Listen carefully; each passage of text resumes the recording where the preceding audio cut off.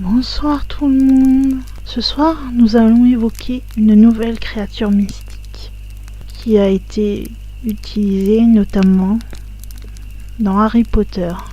C'est l'oiseau qui se trouve dans le bureau de Dumbledore.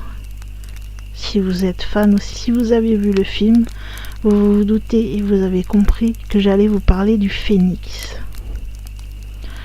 Le phénix est un oiseau fabuleux qui est originaire d'Éthiopie.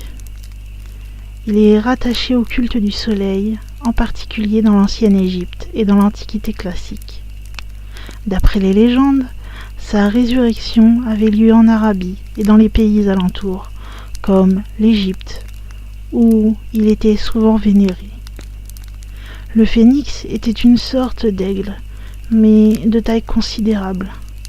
Son plumage se parait de rouge, de bleu et d'or éclatant, et son aspect était splendide. Il n'existait jamais qu'un seul phénix à la fois, et il vivait très longtemps. Aucune tradition ne mentionne une existence inférieure à 500 ans. Le phénix est donc un oiseau légendaire qui est doué d'une longévité extraordinaire et caractérisé par son pouvoir de renaissance après s'être consumé sous l'effet de sa propre chaleur. Il symbolise aussi les cycles de la mort et de la résurrection.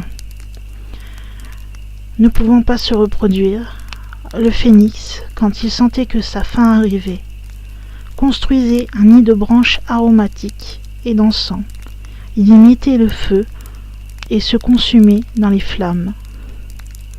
Des cendres de ce fameux bûcher surgissait alors un nouveau phénix, qui contrôlait le feu de mieux en mieux à chaque résurrection. C'est aussi pour cela qu'on le nomme oiseau de feu.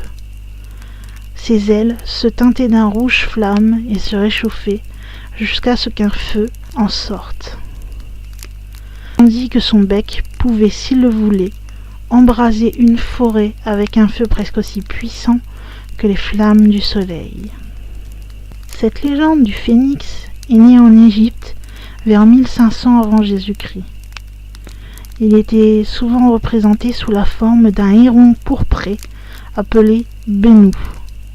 Les Grecs lui donneront le nom de Phoenix. Bien sûr, comme je vous disais, pour les fans d'Harry Potter, cette fameuse résurrection peut être vue dans Harry Potter et la Chambre des Secrets, où Harry va assister à la mort et à la résurrection du phénix de Dumbledore, nommé Fumsec, dans le bureau du directeur. On raconte que le dernier phénix est mort il y a 2000 ans, pendant le règne de l'empereur romain Claude.